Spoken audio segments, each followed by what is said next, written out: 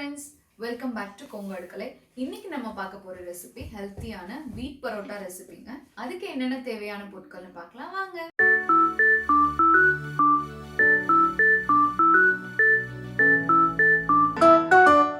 First ஒரு cup அளவு கோதுமை மாவு எடுத்துக்கோங்க. இதில் ஒரு ஸ்பூன் அளவு நெய் சேர்த்துக்கோங்க. அப்புறம் தேவையான அளவு உப்பு சேர்த்துக்கோங்க. ஃபஸ்ட்டு நல்லா இப்படி பிணைஞ்சுக்கோங்க. அப்புறம் நம்ம தேவையான அளவு தண்ணி ஊற்றி சாஃப்டாக நல்லா பிணைஞ்சுக்கோங்க. சப்பாத்தி மாவு பதத்துக்கே பிணைஞ்சுக்கோங்க ஃபஸ்ட்டு. அடுத்தது நம்ம இதில் ஒரு 2 டேபிள் ஸ்பூன் அளவு எண்ணெய் சேர்த்துக்கோங்க. எண்ணெய் எவ்வளோ நிறையா சேர்த்துறோமோ அவ்வளோ சாஃப்டாக பரோட்டா வரும், உங்களுக்கு லேயரும் கிடைக்கும். இப்போ பாருங்கள், நல்லா எண்ணெய் ஊற்றி பிணைஞ்சாச்சு. இப்போது இது மேலே லைட்டாக எண்ணெய் போட்டுட்டு இது மேலே ஒரு ஈரத்துணி நீங்கள் போட்டு அப்படியே ஒரு 2 hours ரெஸ்ட் பண்ணிவிடுங்க. இப்போ பாருங்கள் 2 hours ஆயிடுச்சு. நம்ம மாவு பாருங்கள் ரொம்ப சாஃப்டாக இருக்குது. இனி நம்ம பரோட்டா பண்ணலாம். இப்போ நீங்கள் மெதுவாக இப்படி எடுத்து ஃபோல்ட் பண்ணுற மாதிரி பண்ணிக்கோங்க. இப்போது நம்ம இப்படி நீளமாக இந்த மாதிரி எடுத்து வச்சுட்டு பார்த்தீங்கன்னா இந்த மாதிரி சும்மா கட் பண்ணிக்கோங்க ஈக்குவல் சைஸாக. இது நம்ம நார்மல் சப்பாத்தி விட கொஞ்சம் பெருசாக நீங்கள் எடுத்துக்கணும். இப்போ அந்த ஒரு கப்புக்கு நீங்கள் 5 பரோட்டா வரும். பாருங்கள், நான் எல்லாமே உருண்டை பண்ணி எடுத்து வச்சுக்கிட்டேன். இது மேலே நம்ம ஆயில் போட்டுக்கலாம். ஸோ எவ்வளோக்கு எவ்வளோ ஆயில் நிறையா சேர்த்துறீங்களோ அப்போ தான் வந்து உங்களுக்கு லேயர் வரும். ஃபஸ்ட்டு இந்த மாதிரி நல்லா ப்ரெஸ் பண்ணி விட்டுக்கோங்க. இது மைதா மாதிரி உங்களுக்கு ரொம்ப நல்லா விரிஞ்சு வராது, அதனால் நீங்கள் வந்து சப்பாத்தி கட்டை வச்சு தான் தேய்க்கணும். ஸோ இதுக்கப்புறம் திருப்பி போட்டுக்கோங்க. போட்டுட்டு இனி அப்படியே மெதுவாக நீங்கள் தேய்க்க ஆரம்பிக்கலாம். தேய்க்கிறப்போ திருப்பி போடுங்க. இப்போ இது மேலே லைட்டாக ஆயில் அப்ளை பண்ணிக்கோங்க.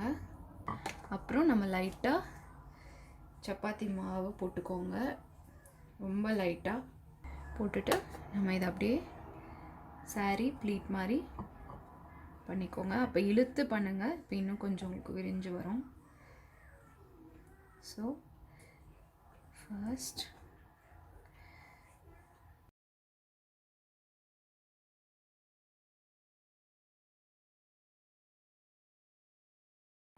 இப்போ நல்லா இதை இப்படி இழுத்து விட்டுக்கோங்க. இழுத்துட்டு இது இந்த மாதிரி ரோல் பண்ணுங்கள். கொஞ்சம் ஸ்பைரலாக ரோல் பண்ணி அப்புறம் இங்கே டக் பண்ணிக்கோங்க.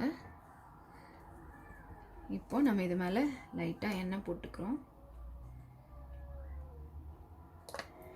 இப்போ நீங்கள் நம்ம கையில் இப்படி உள்ளங்கையில் வச்சு லைட்டாக ப்ரெஸ் பண்ணுங்கள்.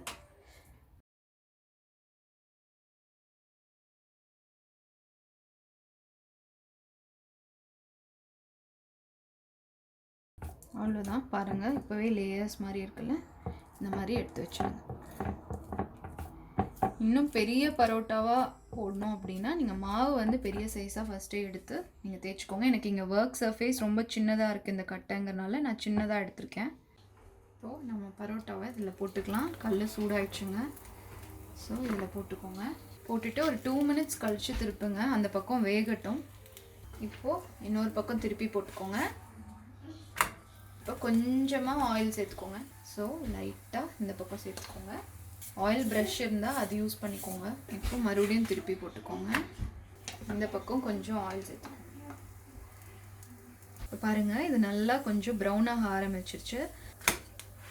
இப்போ பாருங்கள், நீங்கள் இது வந்து கொஞ்சம் ப்ரெஸ் பண்ணி பண்ணி விடணும், அப்போ தான் வந்து எல்லா சைடும் வேகும். ஸோ இன்னி ஒரு 2 to 3 times நீங்கள் திருப்பி போட்டுட்டு அதுக்கப்புறம் நம்ம எடுத்துடலாம். இதை பாருங்கள், இப்போ நம்ம இதை எடுத்துடலாம். எல்லா பக்கமும் வெந்துருச்சு. இதுக்கப்புறம் நம்ம எடுத்து வச்சுருந்த எல்லா பரோட்டாவும் போட்டுட்டு கடைசியாக என்ன பண்ணுறோன்னு பார்க்கலாம். இப்போ பாருங்கள், நம்ம பரோட்டாலாம் நான் எடுத்து வச்சுருக்கேன். இப்போ நான் அதில் 3 பரோட்டா எடுத்து வச்சுருக்கேன். இதை நீங்கள் நல்லா இப்போது இந்த மாதிரி பண்ணிக்கோங்க.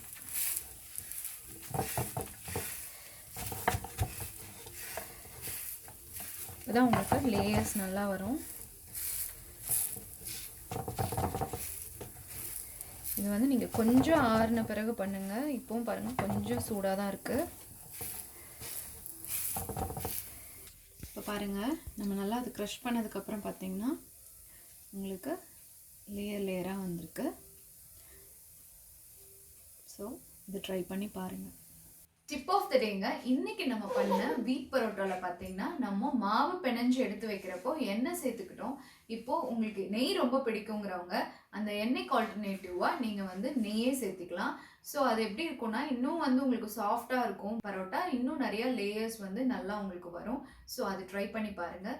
அப்புறம் இன்னைக்கு வீட் பரோட்டா ரெசிபி உங்கள் எல்லாத்துக்கும் பிடிச்சிருக்கும்னு நினைக்கிறேன். நீங்கள் கண்டிப்பாக அதை ட்ரை பண்ணி பார்த்துட்டு என் கூட கமெண்ட்டில் ஷேர் பண்ணிக்கோங்க.